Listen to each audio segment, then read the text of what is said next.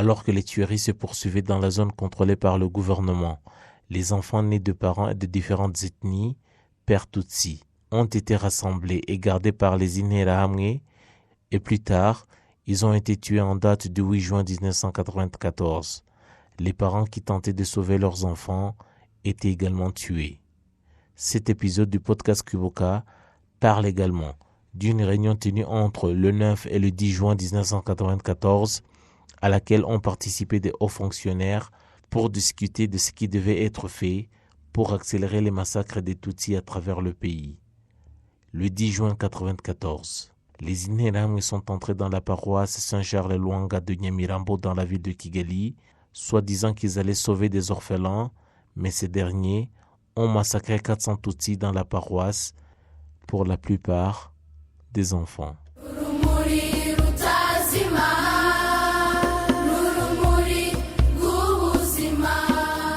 Les faits saillants ayant marqué la perpétration du génocide commis contre les Tutsis le 8 juin 1994. Et à cette date, il y a eu un grand massacre d'enfants qui étaient nés de mères Hutu et de pères Tutsi à Kavumu dans la région district d'Ongororero. Kavumu était l'un des secteurs de la commune Ramba en préfecture de Gisenyi et était l'une des localités habitées par de nombreux Tutsis dans cette préfecture. L'histoire de Kavumu nous révèle que c'est une localité où les Tutsis ont toujours été victimes de harcèlement et de massacres depuis 1959, comme un peu partout ailleurs dans le pays. Et ceux qui n'ont pas fui le pays ont continué à y vivre dans des conditions déplorables. Lors du génocide perpétré contre les Tutsis en 1994, les Tutsis de cette région ont presque tous été exterminés. La plupart ont été tués dans des lieux de prière et dans les bureaux des communes Ramba et Gaseke. Les massacres de Tutsis et la manière particulièrement atroce avec laquelle le génocide a été exécuté à cet endroit transparaissent dans le mémorial de Kavumu où repose le corps de 24 528 victimes qui ont pu être récupérées. Des corps ensevelis dans des endroits différents, non encore identifiés, n'ont pas encore pu être récupérés alors que les massacres ont été commis en plein jour. Par exemple, les corps des victimes Kamanzi et Biraro n'ont pu être récupérés qu'après 24 ans. En 1994, la commune Ramba était dirigée par Karasira Léonard, qui était membre du parti MRND. Karasira Léonard collaborait avec le sous-préfet Maziki Bernardin de la sous-préfecture d'Ongororero, de laquelle faisaient partie les communes Satinski, Ramba et Kibirira. Les Interahamwe ont été les auteurs principaux des massacres, mais bien qu'ils fussent les plus nombreux, ils collaboraient avec les Impuzamugambi de la CDR et portaient les mêmes costumes lorsqu'ils allaient tuer les Tutsis. Parmi les Tutsis qui ont été tués ce jour-là, il y a la famille de Kabirigi, tuée par leurs voisins, la famille de Binama, celle de Munyakayanzi Sidor, qui était enseignant, Ntiyamera Léonard et sa famille, la famille de Kagaragu, Mudahangarwa, Gatsimbanyi, Rutayisire, Sebagaramba, Uwiringiyimana, Nshimiyimana, Nsengiyumva, Nyamugira, Ndamage, Kayitsinga, Zaninkwano, Gatari, Nyiraromba, Bukamba, Uwonkunda Nonsiyata, Kamirindi, Frère et ses deux enfants, Kayibanda Mathieu, Murengera Ntwari et bien d'autres. 20 autres personnes de la même famille de Dativa ou Amwiza ont également été tuées. Leurs corps ont d'abord été inhumés dans une tombe qui était située près de l'endroit où il est dit qu'habitait une des épouses du roi Rwabugiri avant d'être déplacée en 2018 et inhumée dans le mémorial de Kibirira. Au mémorial de Kavumu ont été inhumés 374 corps de victimes Tutsis, mais ils n'ont pas été les seuls à y être tués, car d'autres corps ont été inhumés dans d'autres mémoriaux, à Ngororero, Kabaya ou Kibirira. Les miliciens Interahamwe Impuzamugambi ont collaboré dans tous les massacres commis à Ramba, surtout dans le secteur de Sovu et Bayi, et étaient dirigés par le nommé Barakomera. Ces tueurs ont été assistés dans leur sinistre besogne par d'autres venus des communes Gaseki et Satinski. De nombreux Interahamwe venaient d'Ongororero et étaient dirigés par Kabarira Teresfor, qui était directeur des écoles et qui dirigeait aussi les Interahamwe de la commune Satinski, tandis que son épouse, Mukaruziga Eugénie, était vice-présidente de la CDR dans la commune Satinski, dans laquelle était situé le siège de la sous-préfecture Ngororero. Mbarushimana Bonaventure, qui était commerçant et président du MRND dans la cellule Muchano, a participé activement au massacre de Tutsis dans des endroits différents, car il mettait à disposition son véhicule pour transporter les Interahamwe et les Impuzamugambi qui allaient tuer.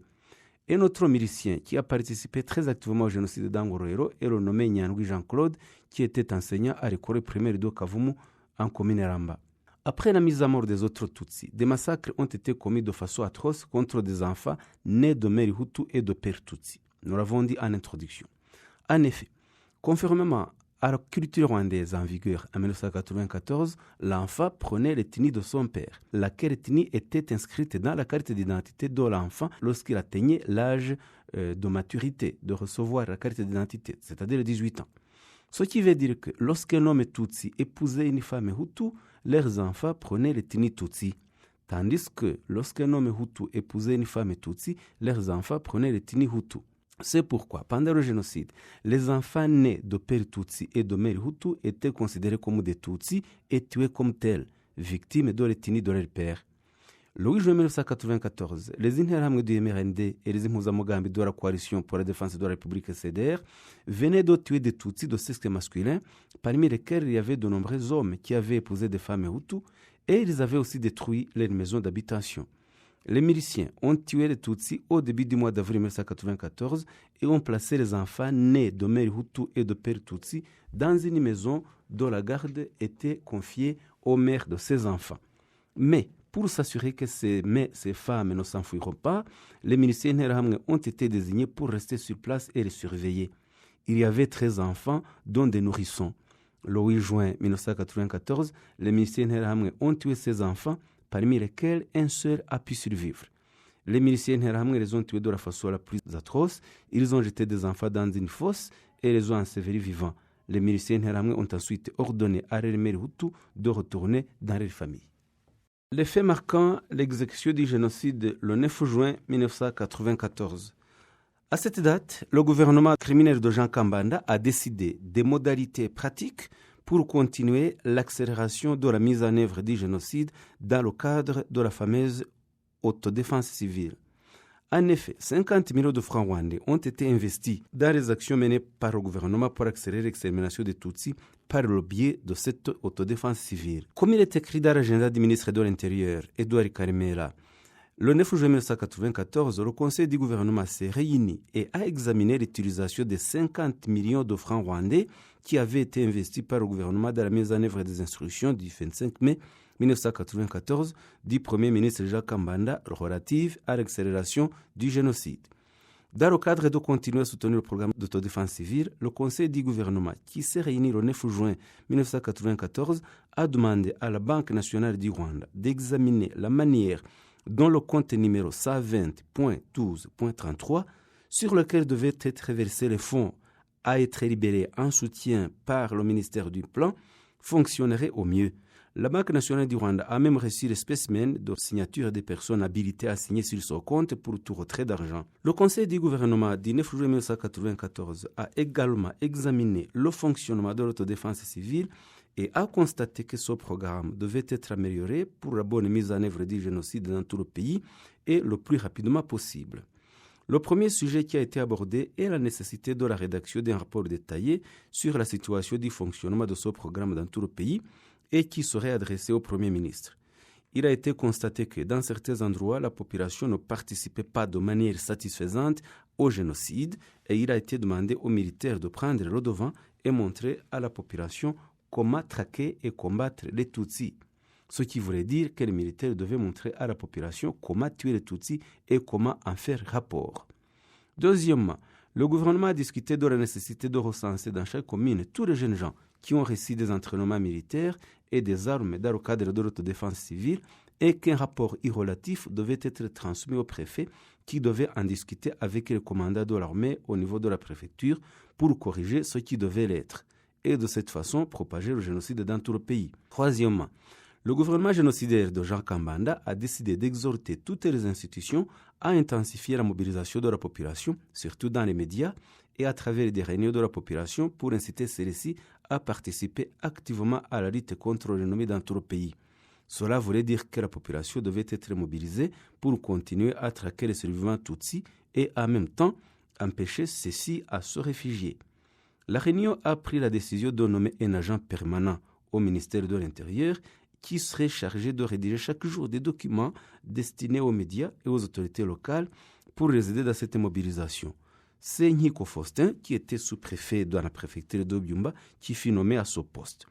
Le Conseil du gouvernement a aussi décidé que le Premier ministre écrive au chef d'état-major de l'armée rwandaise pour lui demander de donner des instructions au commandant militaire pour que les militaires apprennent à la population les techniques pour traquer l'ennemi et lui donner le matériel et les conseils nécessaires et relatifs. Les faits marquant l'exécution du génocide le 10 juin 1994. Le gouvernement de Jean Kambanda a continué à donner des instructions aux commerçants d'acheter eux-mêmes des armes qui devaient servir à commettre le génocide et le même gouvernement a ordonné d'intensifier l'extermination des Tutsis à Kibuye. Comme consigné dans l'agenda de Nyiramasuhuko de 1994, le Conseil du gouvernement du 10 juin 1994 a examiné plusieurs sujets, parmi lesquels le sujet le plus important, c'est celui de l'avancement de la mise en œuvre du génocide. Nyiramasuhuko a écrit que les modalités pour accélérer le fonctionnement de l'autodéfense civile dans tout le pays ont été examinées pour disponibiliser le nombre d'armes nécessaires.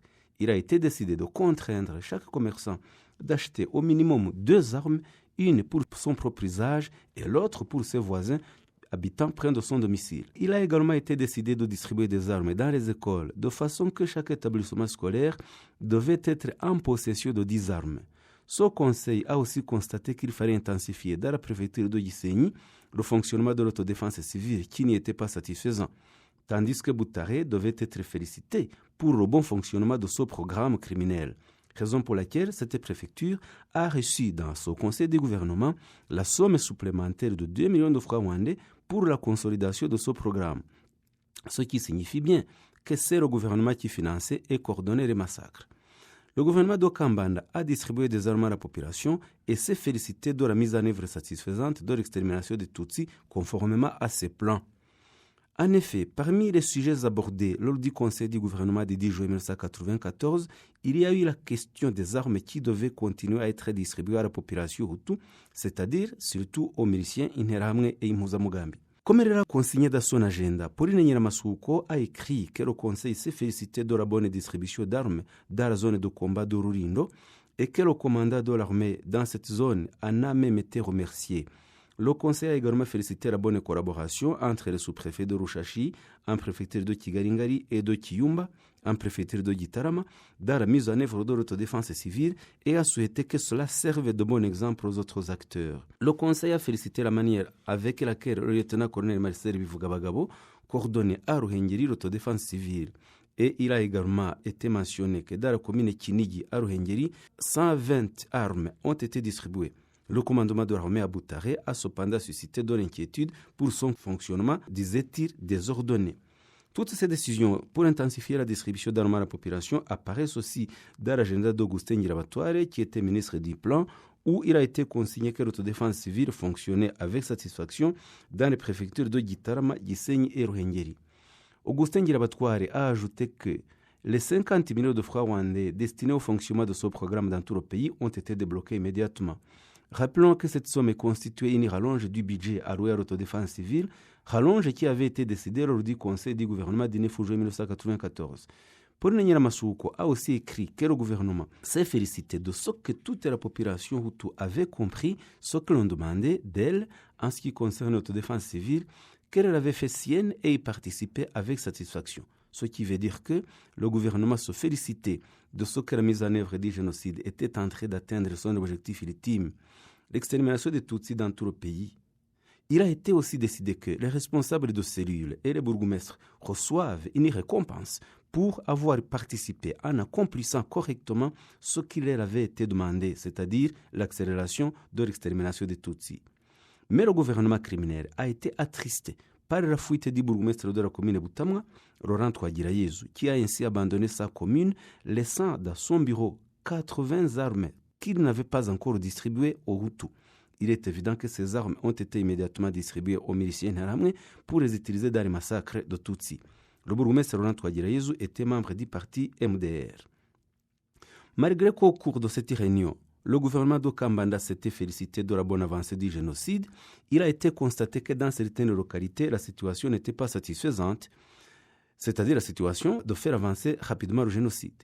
Nyiramasuhuko a écrit dans son agenda qu'à Kibuye, il y avait un problème posé par de nombreux Hutus qui étaient soi-disant des sympathisants du FPR parce que Setsenda Shonga, membre du FPR, était originaire de la même région. La commune de Rwamatamu a été citée en exemple parce qu'elle était dirigée par le bourgmestre Abel Frere, qui était le propre frère de cette Sendashonga, et par ce fait, le gouvernement prétendait que Abel Frere n'avançait pas assez rapidement dans la perpétration du génocide, ce qui était totalement le contraire, puisque Abel Frere a participé au génocide de façon approfondie. L'agenda de Nyiramasuko mentionnait également que ce problème avait été examiné, mais il a écrit moins de commentaires par rapport à ceux de Nyiramasuko. Ngirabatware a écrit que le FPR avait infiltré Kibuye et y posséderait de nombreux membres Hutus. Et pourtant, Abel Frere a bien mis en œuvre le génocide à Rwamatamu, même si le gouvernement criminel considérait que le fait qu'il était le frère de cette Sendashonga, membre du bureau politique du FPR, constituait un handicap à son implication dans l'extermination des Tutsis de Rwamatamu. La commune de Rwamatamu a été sur le devant de la scène en ce qui concerne le génocide, car déjà, en 1992, elle a été parmi les endroits où les Tutsis avaient commencé à être tués, tout comme dans la commune de Gishita qui lui était voisine. Le gouvernement criminel est allé jusqu'à inventer un problème comme quoi les combattants du FPR se seraient déjà infiltrés à Bisesero, mensonge qui a fait l'objet de discussions au cours de la réunion gouvernementale du 10 juin 1994. Nyiramasuko a repris comme tel cette argumentation mensongère dans son agenda. Comme remarqué pendant les jours du mois de juin 1994 qui ont suivi, son mensonge sur l'infiltration des membres du FPR dans la région de Bisesero a servi de prétexte pour y envoyer des militaires en vue d'exterminer les Tutsis qui survivaient encore sur les collines de Bisesero où ils affrontaient les miliciens Interahamwe.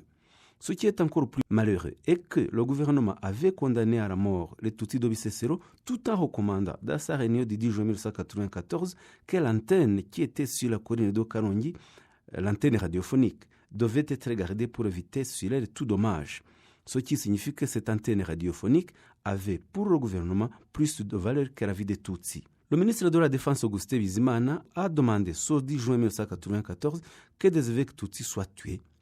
Devant le tribunal pénal international pour le Rwanda, un témoin appelé XX pour sa sécurité a rendu son témoignage. Ce témoin, qui a fait partie du gouvernement d'Okambanda, a déclaré qu'au cours de la réunion du gouvernement du 10 juin 1994, il a été étonné par les propos du ministre de la Défense, Augustin Bizimana, qui demandait que des évêques Tutsis encore en vie soient tués.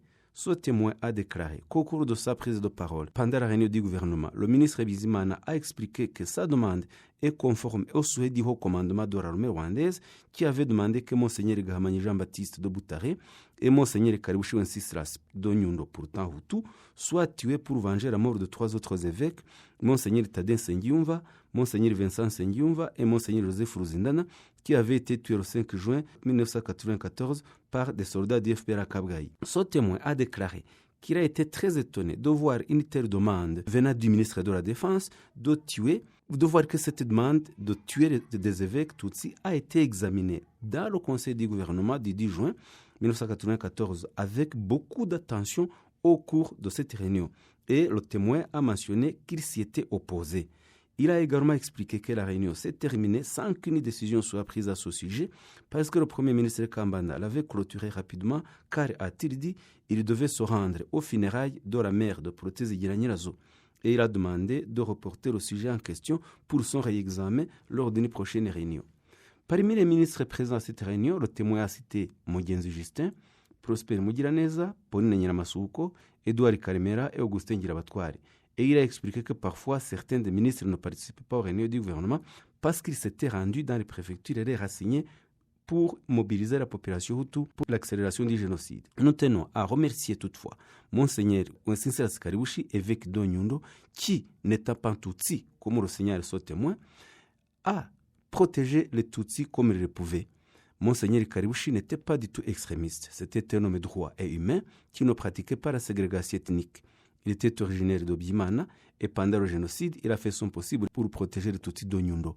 À maintes reprises, il a fallu être assassiné par les milices Interahamwe et les militaires.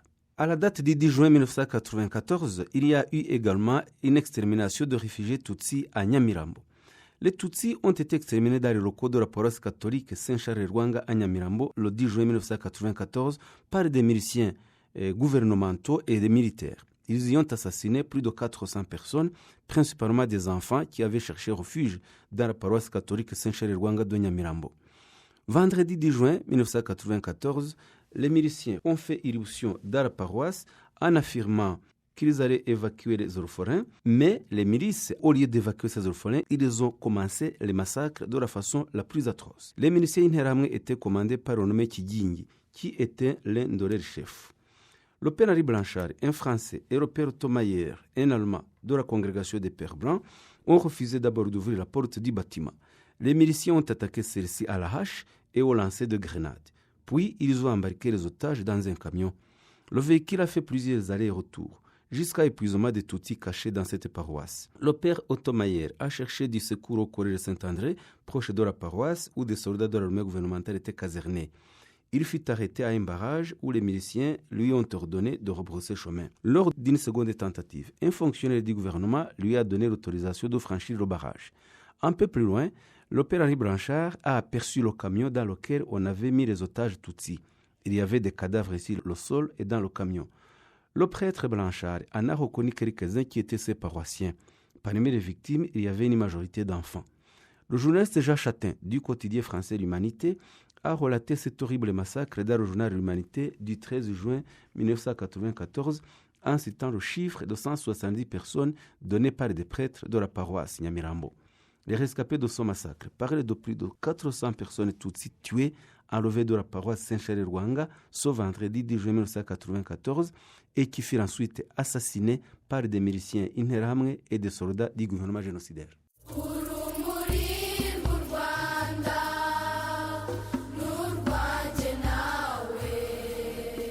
Merci d'avoir écouté ce nouvel épisode du podcast Kwibuka. Comme toujours, assurez-vous de nous laisser un commentaire sur ce que vous avez aimé sur le podcast et partagez-le avec d'autres personnes qui seraient bien intéressées à l'écouter.